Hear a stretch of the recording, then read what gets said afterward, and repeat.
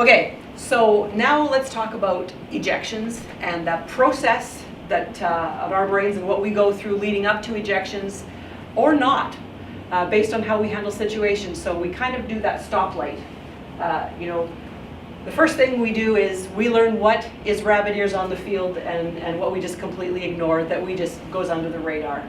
Those are totally non-offensive. They're just minor grumblings in the dugout here and there, but nothing directed at us, nothing repetitive, nothing other people hear. That's when we say, don't go looking for things, right? That's the kind of ignore phase that sometimes people are just going to be unhappy and just let them be. But then we move into the phase where we have to actually acknowledge something is being said and start the process of what are we going to do about this. So we call it the stoplight. And the first phase of the stoplight, Troy, is what? That's enough. So in a situation where, we've maybe had some chatter about the strike zone earlier on the game, but nothing serious, nothing that you've acknowledged, but now something comes specifically directed to you about a pitch that, they thought that you got wrong. So I would say something like, all right, I heard that, right? I've acknowledged, I haven't let it go, but I let him know, oh, that actually caught my attention, and I'm letting you know that I heard you. I heard that. Absolutely. The worst thing that you can do with a manager or a coach is completely ignore them. So, in fact, you may be able to deflate the situation or lower the intensity by just this acknowledgement as opposed to ignoring them, which will infuriate them more. Right. So the next phase that we have is we actually need to warn somebody now.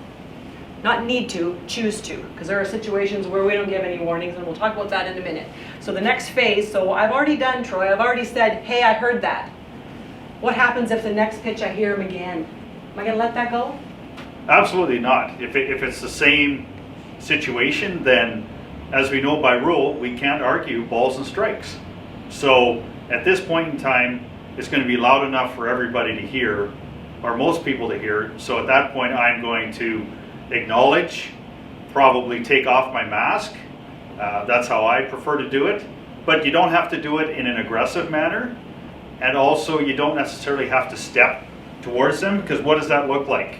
It looks like you're being the aggressor. So take your mask off and acknowledge, but at that point, okay, coach, that's enough. Perfect. So unfortunately for some coaches, that's not enough. And there's one more offense, and in which case we're not going to give them the foothold. Once we get to that absolute red light, we've given you an acknowledgement, we've given you a warning, and now you're going to do it again. You're going to say, you're done. Okay? So that ejection happens under routine circumstances in a situation like what we were just talking about. So we're going to go right now to a clip that absolutely exemplifies everything that we just talked about, but at a much higher level than where we work. This is when Stu Sherwater, our Canadian MLB umpire, was working in back in 2017, and he had an opportunity in a game with the Yankees where Joe Girardi was giving him some flack, and Aaron Judge is at bat, and let's watch and see what Stu does here, and then we're going to come back and talk about the professionalism. So let's go have a look at that. Strike on the outside corner.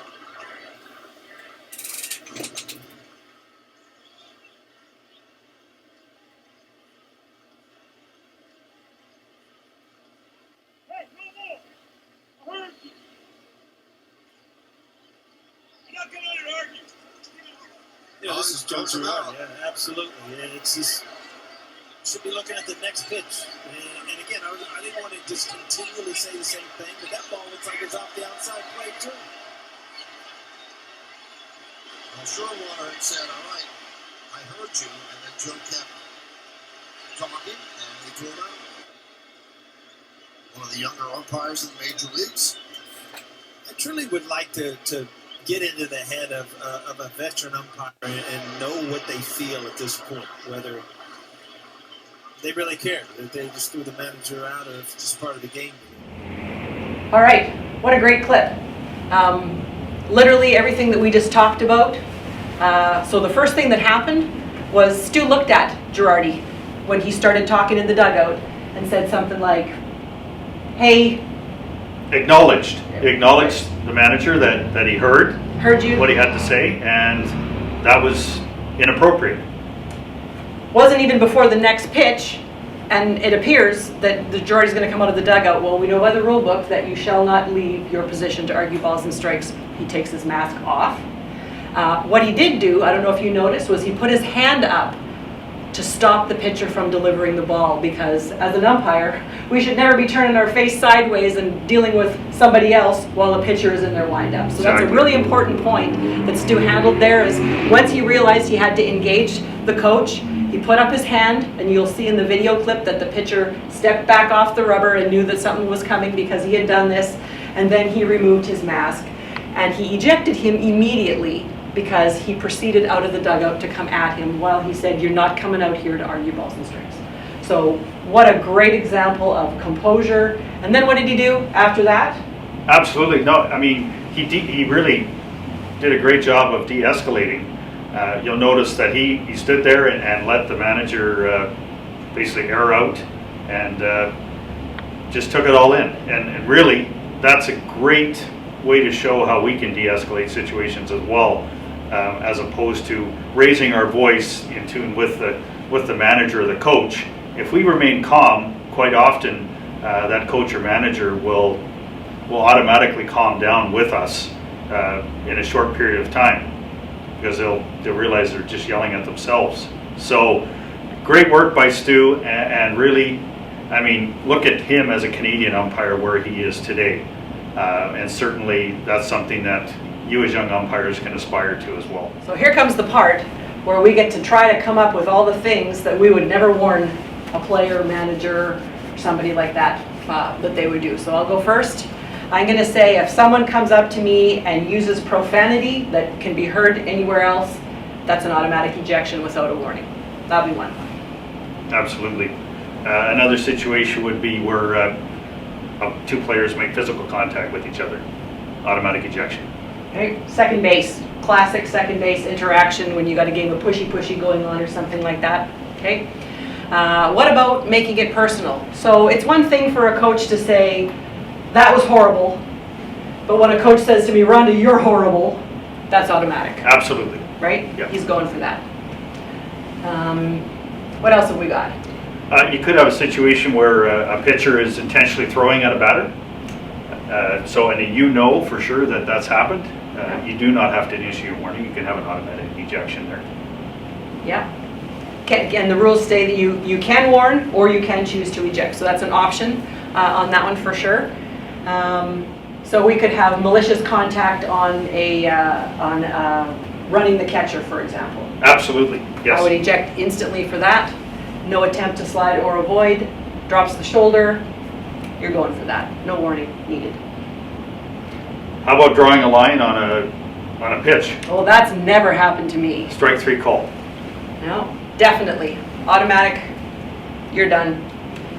So what would we do with this, Troy? So all of a sudden, the coach doesn't say anything. He comes running out to second base and starts drawing pictures and imitating something that happened. What would we do with that? This actually happened to me in a national championship at second base with a French-speaking coach who couldn't communicate with me and came out and literally reenacted the play at second base. What would you do with that? Well, I think you have to look at the situation sometimes because there may be other factors. But if you feel that it's a malicious way to embarrass you or show you up, then I'm going to eject. But I might wait for a minute just to get a little laugh and then and then eject the manager or the coach. Fair point. Fair point. And in that situation, there was both going on. There was a lack of communication, but he was totally bent in that situation on showing everybody else in the park what I'd missed by demonstrating it for me. So it was clearly an ejection. Yeah, no demonstrations No allowed. demonstrations we're not going to demonstrate whether the pitcher balked or not, and how he did it, and all those things. Yeah. Right. So there's lots of things that don't require a warning. Let's talk about a few of the things that we might just warn somebody for that can just go away, that never actually escalate to something else. And a lot of this is, what we call that preventative officiating piece. So the first thing that comes to mind for me is we had that pushy situation where they were going at it, but sometimes that starts right here at the plate. And there's a little bit of squawking going on between a catcher and a batter maybe, and there's something going on. And you can say, "Hey guys, knock it off." We're not having that. We're not putting up with that. If you want to stay in the game, you need to knock that off. And sometimes that's all you need to say, and it never goes anywhere, and they smarten up because they really don't want to leave the game. We don't want them to leave the game. Nope. But we can actually foster that ending by saying, no more. Yeah, and that doesn't have to be done in a demonstrative way or that everybody hears it. You're better off keeping those types of situations right there between the 2 or 3 of you, so so they know what you're talking about. But you don't need to make a big deal about it and bring more attention onto the situation, because you're going to inflame that automatically by doing that. So absolutely, yeah, if you can nip that in the bud before it starts, because what happens next, of course, is pitchers and different scenarios, they start throwing at each other, and then you get the dugouts and talking back and forth. So again, how you present it and how you deal with it in a calm manner is really going to impact the whole situation. And a great way is a plate umpire in a number of the situations that Troy just talked about. So it could be the pitcher giving you body language. There is a way for a pitcher to actually argue balls and strikes with you without ever saying a word. Mm-hmm. Ever had a pitcher do this to you? Like, Oh yeah. so that to me, it is potentially ejectable, because that you're arguing balls and strikes. So as a plate umpire, it is really easy to have a dirty plate that you need to sweep. Time, I'm just going to come around, and as I'm sweeping the plate, I can say to that batter and that catcher, you guys better knock this off. Okay, we're not talking like this, no more of that. Or I can say, catcher, I need you to hustle out to the mound there and talk to your pitcher and settle him down a little bit. Okay, I'm working hard. Just tell him to keep working hard, and I'll call the balls and strikes. He just delivers the ball. You can deliver messages through your catcher to kind of mitigate a situation or to de-escalate a situation. But the act of sweeping the plate buys you time. And as Troy pointed out, nobody else in the park knows what you're saying when you're sweeping the plate except for the catcher or the catcher and the batter. So it's a great way to create time for a conversation while nobody else knows that you're delivering a message at the same time. So what else? Do we have anything else that we could warn about? Well, I mean, yeah, you could have a situation where you have a play and it goes against, one team's manager, and they may pop out and say, hey, Troy, you were out of position on that play. Well, I mean, that's not serious enough where I would normally eject a manager. So you could, acknowledge, but say, hey, no, I had a really good look at that play, coach or manager, or call them by their name, which I prefer to do. Yeah. But there's a situation where they haven't screamed at you, they haven't sworn at you, they haven't made it personal. So there's a situation where you could definitely give a warning. Yeah. Or just say, it's certainly not ejectable. Troy, you just made a great point about using coaches' names. Once we've been introduced, and you call me Rhonda, as opposed to, hey Blue, hey Ump, hey whatever, it lets me know that A, you were paying attention during the plate meeting, for one thing, but now we've actually established a relationship, and there seems to be a little bit more respect there than just a hey you kind of a thing. So once I know that the coach's name is Dave or Bob or Luke or Jerry, I'm going to call him by his name, and it, quite often that level of respect will calm down a situation too. Hey Troy, I'm working hard. I'm not perfect, but I'm working hard today. Right? Just little things like that you can use to calm a situation down when, like Troy said, it's not an ejectable offense, but we definitely need to do something to make sure it doesn't become an ejectable offense. Record an ejection. We're going to go to the BCBOA website. We're going to go to Members Sign In. And we're going to enter in your member ID and your password. And then that'll bring up a public area. And I've got a few extra things here on mine that you wouldn't have on yours, but you'll be under your area here. And then you go down to ejection or incident reports. And I will go over to add ejections. And then working through, we would select a league. And for the purpose of our level of baseball, we're going to be BC minor baseball for the most part. And we will click that, and then the division. Let's have this as 11U. And the date, and today's date is April the 17th. And it's the first game that I've done this between these two teams. And we would enter the home team, and I'm going to put that it is White Rock versus Ladner, and we're going to be playing at South Surrey. I'll put my name, and I was doing the plate, and my partner, we'll pick a partner, and I'm going to pick Paul's. And oh look, there's Rhonda Paul's. I'm working the game with our BCBUA president. And I have ejected the coach, and off of the lineup sheet I can see that the coach's name is Joe Smith. And they were the manager of the team.